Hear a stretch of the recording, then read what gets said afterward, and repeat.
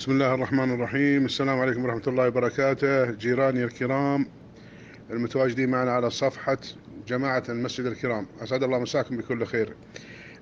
الحقيقة لا يؤمن أحدكم حتى يحب لأخيه ما يحب لنفسه، وأحب أنوهكم الليلة بعد العشاء بعد ما صليت طالع من الصلاة، لقيت ثلاثة شباب عند باب المسجد بالضبط، بشرتهم سمراء. واحد منهم قام وسلم يقبل على راسي، يقبل على راسي. انا صراحه استغربت كثره التقبيل على الراس، وجلس يمسكني يمكن اكثر من دقيقتين وهو يسلم. لا يا اخي يا اخي، اخيرا راح. انا شكيت في الوضع ورحت للبيت.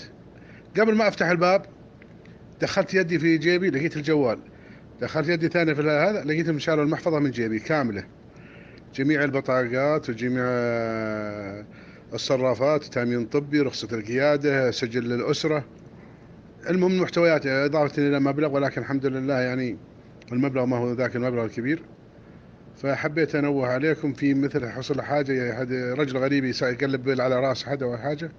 فالحقيقة انصدمت، وإلى حد الآن والله مصدوم. ليه؟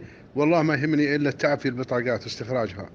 رحت شرطة السويدي وبلغت، فلقيت ملازم عمري قال والله إنك ثالث واحد الآن، تراهم منتشرين الآن بشكل غير عادي، عصابة يعني.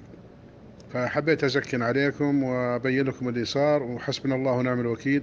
برضو ما استغني من دعاكم عليهم إن شاء الله، لأنهم ضارين وضارين غيري وغيري وغيري وغيري.